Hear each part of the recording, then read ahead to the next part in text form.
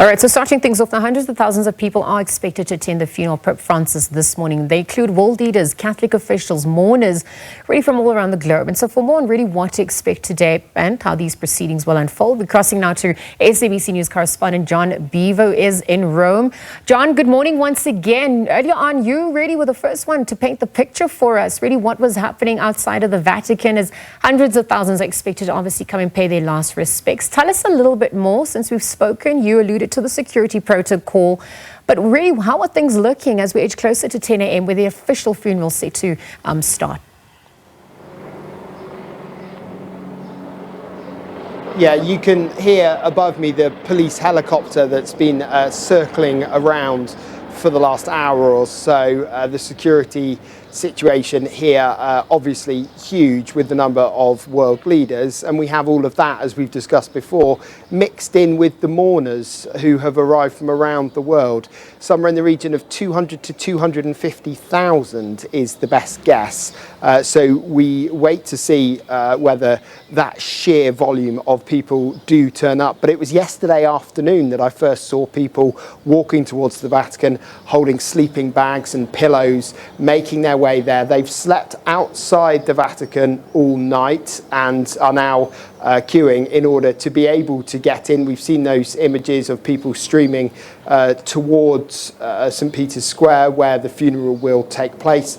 Obviously, far too many people to fit just in the square itself, so the long road that runs into St. Peter's, large screens have been put up there to help people who wanted to be here, to help them to see the funeral as well. So we have that mix of this being a huge global event with the security concerns that come with it, and the fact that, of course, this is a funeral. This is a solemn moment to reflect and remember Pope Francis. So we have that mix between the two.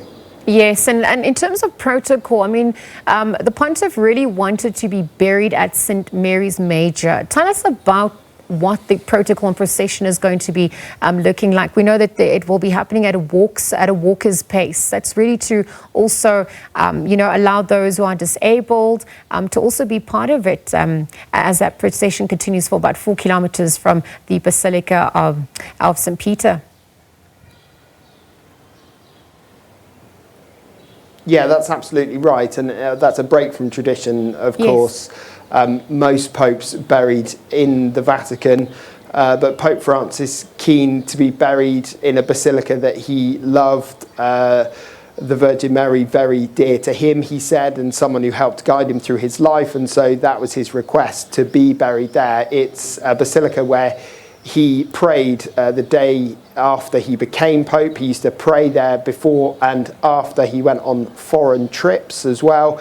And yes, that procession really adds a whole other element to this funeral. So this not just taking place now in Vatican City that you can see behind me, but will be coming through the streets of Rome. So the street just down from where we are, it will be coming along there. And like you say, it's a chance for people who want to say their farewells to line the route, who otherwise wouldn't be able to see the coffin, and they will be saying their farewells as he's taken from the Vatican to the other side of Rome. All right, John Bevir, thank you for that update. We will continue to cross to you, of course, as we edge closer to 10 a.m. John Bevir, correspondent, live in Rome, in fact, just outside the Vatican, where the funeral of Pope Francis is set to be taking place.